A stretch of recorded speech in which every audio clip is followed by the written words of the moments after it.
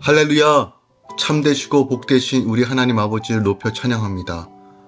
성삼위 하나님께서 우리와 함께 하시며 우리 삶의 모든 영역에서 주의 보호와 통치로 충만하게 채워주실 것입니다.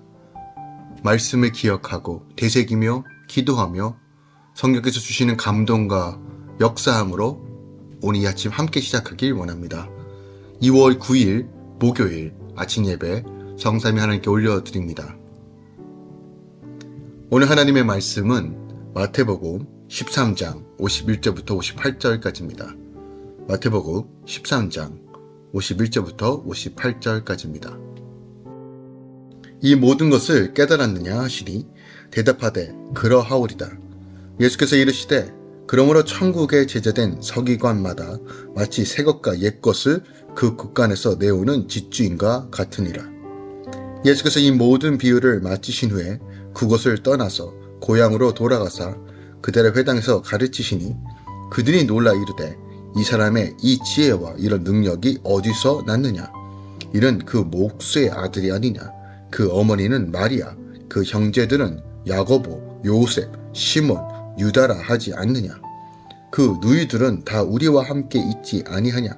그런즉 이 사람의 이 모든 것이 어디서 났느냐 하고 예수를 배척한지라. 예수께서 그들에게 말씀하시되 선지자가 자기 고향과 자기 집 외에서는 존경을 받지 않음이 없느니라 하시고 그들이 믿지 않음으로 말미암아 거기서 많은 능력을 행하지 아니하시니라. 아멘. 하나님의 말씀입니다. 예수님은 제자들에게 천국에 제자된 서기관마다 새 것과 옛 것을 곳간에서 내오는 집주인과 같다라고 말씀하시죠. 그 후에 예수님은 고향으로 돌아가십니다. 그리고 그곳에서 가르치시는데 그 고향 사람들이 예수님의 지혜와 능력을 보고 놀랍게 여기지만 여전히 의심하고 배척하여 믿지 않는 자들이 속출합니다. 주님은 그들의 믿지 않음을 안타까워 여기시고 그곳에서 많은 능력을 행하시지 않습니다. 오늘 본문의 말씀, 오늘 진리가 무엇인지 특별하게 천국 복음, 천국의 비유를 말씀하시고 이것에 대해서 제자들이 온전히 깨달은지를 물으신 후에 고향으로 돌아가셔서 말씀 사역하시는 장면과 그의 반응들을 오늘 담고 있습니다. 오늘 본문에 우리에게 가르쳐주는 것이 무엇이 있을까요? 절별로 다시 한번 살펴보도록 하겠습니다. 먼저 51절부터 52절까지는 천국 제자된 서기관에 대한 이야기가 나옵니다. 당시 서기관들은 구약에 전통했던 사람들입니다. 하지만 옛 전통에 갇혀 예수님을 배척했던 사람들입니다. 예수님을 주님으로 받아들이지 않기에 예수님이 구약을 이루시고 신약을 주신 것을 몰랐습니다. 반면 천국 제자는 인생의 숱한 사건을 겪으며 말씀으로 찾아오신 주님을 영접한 사람입니다. 우리 삶 간의 수많은 사건들, 어려움과 환경 속에서 들려주시는 그 말씀을 의심하지 말고 끝까지 믿으면 나도, 우리도 하나님 나라의 제자가 되는 서기관이 될 수 있다는 것입니다. 그리고 구약과 신약을 인용할 양식과 우리 안에 식재료로 나누어 가정과 공동체를 살리는 집주인이 되어야 한다는 것이죠. 53절부터 56절까지 예수님께서 가버나움을 중심으로 갈릴리 해변에서 사역하시는데 예수님이 고향 나사렛으로 돌아오시고 갈릴리 출신이라는 것을 사람들이 알기에 오히려 더 많은 의심과 배척으로 일삼습니다. 분명히 예수님께서 증거하시는 말씀과 그 능력도 보고 놀라고 감탄하지만 그 모든 것들을 의심함으로 온전하게 받아들이지 못한다는 것이죠. 결국 고정관념, 그가 목수의 아들이고 그가 누구누구의 태생이며 어떻게 살아왔다는 것을 근거로 하여 예수께서 나오시는 지혜와 능력을 인정하지 않는 것입니다.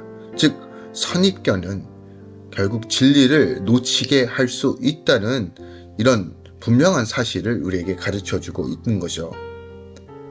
57절부터 58절까지는 이제 배척의 결과에 대한 이야기입니다. 예수님을 가장 잘 안다고 하는 고향 사람들이 예수님이 주님이심을 믿지 못합니다. 당시 서기관과 바리새인도 동일합니다.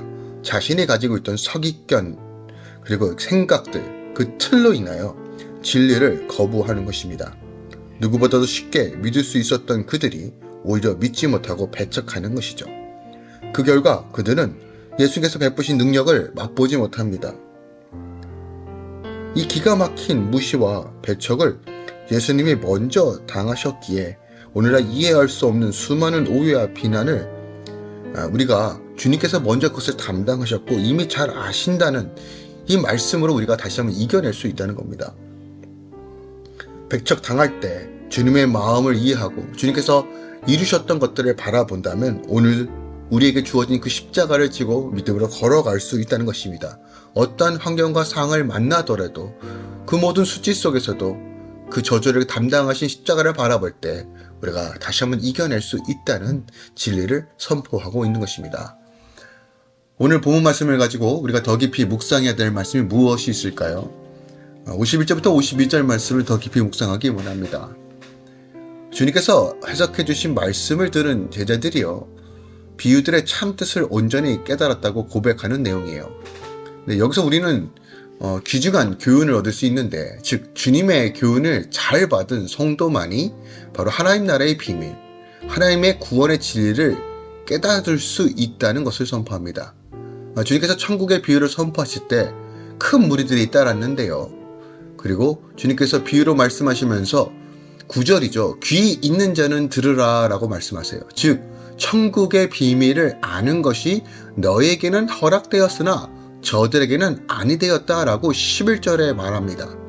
여기서 저희는 어떤 자들일까요? 즉 표정만 보고 기복적으로 내 중심적으로 신앙생활하는 무리들입니다. 그래서 주님께서 비유를 통해서만 말씀하셨다는 것이에요.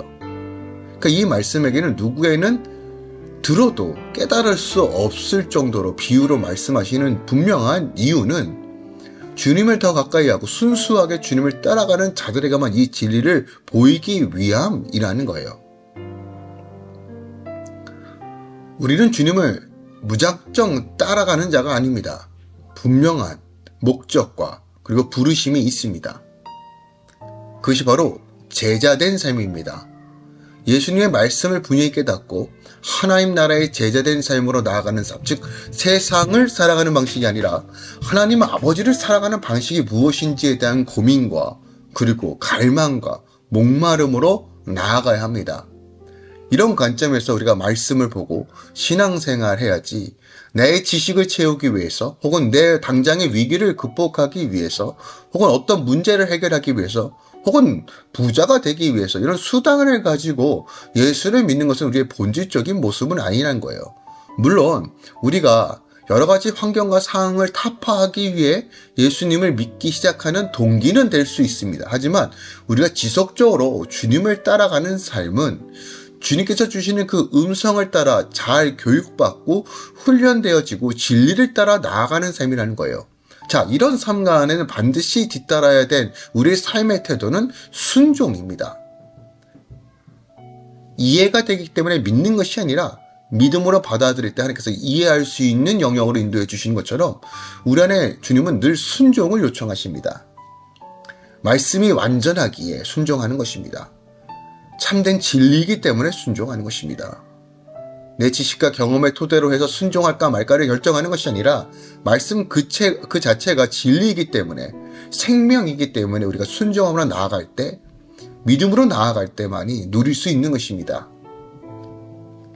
오늘 제자들을 통해서 하나님 우리에게 분명하게 가르쳐주고 계십니다. 말씀을 듣고 순종하는 삶만이 바로 천국의 서기관으로 하나님 나라의 서기관으로 살아가는 자들이라고 말하는 것입니다. 구약에만 맡겨서 전통에만 갇혀서 진리를 보지 못하는 것이 아니라 예수께서 가르쳐 주신 새로운 이 진리 가운데 구약과 신약을 합쳐서 다시 한번 하늘의 서기관으로 서기 위해서는 진리의 말씀을 탐구하고 성령의 능력을 의지하고 성령 안에서 순종함으로 나아갈 때 우리가 참된 제자로서 나아갈 수 있다는 겁니다. 더 나아가 52절에 집주인이라고 표현하는 이 단어를 우리가 좀 주목하기 원합니다. 예수님께서는 당신을 따르는 제자들을 진리의 곳간에서 자기 마음대로 진리를 꺼내오는 집주인이라고 교훈하고 계세요. 우리는 진리의 주인이 되어야 한다는 거예요. 다시 말씀드립니다. 우리가 진리의 주인이 되어야 돼요. 주인은 무슨 일이든 자발적으로 합니다. 또 즐겁게 행합니다. 누가 시켜서 하는 것이 아니라 내 일을 하는 것이 분명히 보였고 또 그것을 통해서 어떻게 행할지를 분명히 알기 때문에 자발적으로 행합니다. 스스로 자원하여 행하는 사람이 바로 주인이라는 거예요. 이것은 고린도후서 9장 7절에도 나옵니다. 그러나 노예들, 즉 하인들은 다르죠. 어떤 무서움에 억지로 할 수 없이 그런 형식적인 모습으로만 행하는 것이 노예들의 모습이라는 거예요. 그러니까 주님의 진리에 대한 우리의 자세가 주인 같아야지 노예 같아서는 합당치 않다는 겁니다. 하나님의 자녀들, 하나님의 아들, 딸로서의 권세와 능력과 위치로 주의 말씀 가운데 행하는 자가 돼야지 노예처럼 그냥 주어진 일 혹은 눈치 보면서 적절하게 그렇게 소극적으로 진리를 향해 나아가는 사람이 아니라는 것이에요. 출애굽한 이스라엘 백성들 1세대가 왜 광야에서 멸망했습니까? 이집트에 있었던 그 노예 근성을 버리지 못했기 때문에요. 끊임없이 원망과 불평으로 불신했기 때문입니다. 출애굽 이후에 죄로 상징되었던 이전의 애굽 생활을 그리워하며 수시로 하나님을 불신했어요. 수시로 하나님을 떠나려고 했어요. 자기 의로, 자기 생각으로만 신앙생활을 했어요. 결국 그들은 광야에서 다 멸절하게 됩니다. 마찬가지입니다. 진리에 대해서는 노예와 같이 행하는 자가 아니라 결국 주인 같은 삶으로 나아가야 됩니다. 그러므로 우리가 하나님의 자녀라는 것을 다시 한번 분명하게 되새기기 원합니다. 자녀답게 사십시오. 분명하고 자발적으로 진리를 향해 나아가십시오. 하나님이 여러분 삶 가운데 하나님의 능력과 권세로 채워주실 것이고 은혜의 은혜를 더하여 주실 것입니다. 믿음으로 선포하고 기도할 때 하나님께서 하나님의 뜻을 제시하여 주실 것입니다. 그러므로 주의 자녀의 그 정체성을 가지고 오늘도 믿음으로 기도하며 주의 뜻을 구하며 승리하시길 예수 그리스도의 이름으로 축원드리고 부탁드립니다. 기도하겠습니다. 사랑하는 주님 감사드립니다. 오늘 천국 비유를 깨닫는 주의 자녀들이 하나님 천국의 서기관으로 살겠다고 결단하며 또 하나님의 자녀답게 살겠다고 결단하는 집 주인으로서 살아가겠다고 결단하는 이 장면들을 봅니다. 말씀으로 실체가 되고 진리를 붙잡으며 적극적으로 주를 향한 갈망과 목마름으로 순종하며 나아가는 삶, 성령 하나님께서 붙들어 주셔서 오늘도 그 말씀대로 이루시는 하나님을 경험하게 하소서. 복의 복을 더하여 주시옵소서. 특별하게 하나님 몸된 교회가 기도하는 것은 할렐루야 모든 공동체가 주 안에서 하나 되길 원하고 이 어렵고 힘든 시즌에 다시 한번 믿음으로 돌파하기 원합니다. 더 나아가 도시와 열방을 향해 기도하는 교회 되기 원합니다. 전 세계적으로 정말 전 세계적으로 너무나 어려운 시기를 통과하고 있습니다. 경제적 위기뿐만이 아니라 하나님 트르키의 지진들과 또한 미국의 한파와 여전 기상 이후와 하나님의 가까이 오심이 보이는 이때에 우리가 무엇을 주목해야 되는지 분명히 아는 교회 되기 원합니다. 주님 성도들에게 영적 지각을 열어주시고 하나님의 나라와 의를 위해 걸어갈 수 있는 은혜를 더하여 주시옵소서. 이제는 우리 주 예수 그리스도의 은혜와 우리 하나님 아버지의 놀랍고 지극하신 사랑과 성령님이 내주셨던 충만 역사하심이 이제부터 영원까지 함께 계시길 축원하노라. 아멘.